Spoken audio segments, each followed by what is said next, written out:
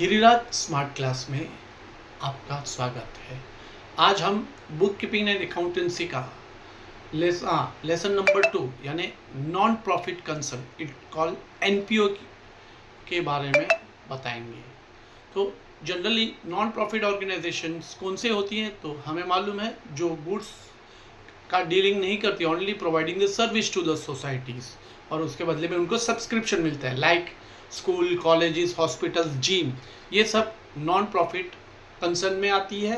तो उनके लिए जनरली फाइनल अकाउंट जैसा trading account, profit and loss account नहीं बनता। तो ऐसे केस में इनकम एंड एक्सपेंडिचर अकाउंट बनता है, वो जनरली नॉमिनल अकाउंट जैसा होता है, एंड बैलेंस शीट बनती है। और इफ़ कैपिटल फंड अगर क्वेश्चन में नहीं दिया होगा देन ओपनिंग बैलेंस शीट भी हमें बनानी पड़ती है। तो जनरली क्वेश्चंस में होता क्या है, पोस्टिंग आपको मालूम होनी चाहिए। तो क्वेश्चन में रिसिप्ट और पेमेंट होती है। तो जनरली रिसिप्ट में टू बैलेंस ब्रॉट डाउन जो होती है वो करंट ईयर में नहीं आती है, और बाकी के जो भी रिसिप्ट्स है या तो इनकम साइड आएगी या तो लायबिलिटी साइड आएगी।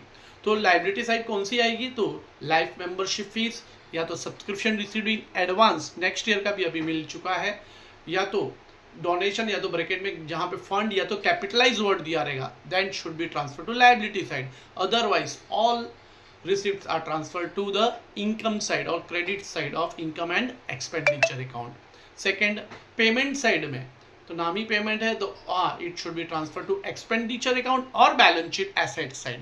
तो जनरली एसेट्स आपको मालूम ही होता है, books, furniture, fix deposit, investment, और लास्ट में balance carried down, cash in hand और कैश एट बैंक होता है। तो वो आपका बैलेंस शीट एसेट साइड में आता है। अदरवाइज दूसरे जो एक्सपेंसेस है it should be transfer to expenditure account to करके सैलरी, रेंट, वट एवर दिए होते हैं। और फिर जनरली एडजस्टमेंट होती है, तो आउटस्टैंडिंग सब्सक्रिप्शन की एडजस्टमेंट होती है। तो जो सब्सक्रिप्शन इनकम साइड में है तो इनकम आउटस्टैंडिंग है तो इनकम साइड में सब्सक्रिप्शन में ऐड करेंगे, और दूसरा इफेक्ट आपका आएगा बैलेंस शीट एसेट साइड। क्यों asset side, because income outstanding है, ड्यू है इसीलिए।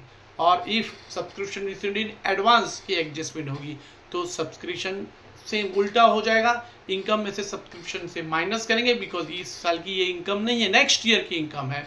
और दूसरा इफेक्ट होगी बैलेंस शीट में लायबिलिटी साइड। और फिर बाकी के जो एडजस्टमेंट है जो हमने फाइनल अकाउंट में किए थे वही के आउटस्टैंडिंग जो होगा, सैलरी और रेंट, प्रीपेड होगा, डेप्रिसिएशन होगा, या तो कैपिटल फंड वो नया होगा, तो डोनेशन और एंट्रेंस फीस कैपिटलाइज होगा, तो वो आपका इनकम में से माइनस करेंगे जो परसेंटेज दिया होगा वो, और दूसरा इफेक्ट आएगा कैपिटल फंड में ऐड, और जनरली बाकी सब entries at it is then total. तो ऑलवेज इनकम ज़्यादा होगा और एक्सपेंडिचर कम होगा देन टू सरप्लस लिखेंगे, और ब्रैकेट में लिखेंगे income excess income over expenditure. अगर इनकेस एक्सपेंडिचर ग्रेटर है और इनकम कम है तो income side credit side by deficit लिखेंगे, और ब्रैकेट में लिखेंगे एक्सेस एक्सपेंडिचर ओवर इनकम। तो ये, और जो अगर सरप्लस हुआ तो कैपिटल फंड में ऐड करेंगे, और डेफिसिट हुआ तो कैपिटल फंड में माइनस करेंगे, and then balance sheet should be tally, ये होनी चाहिए।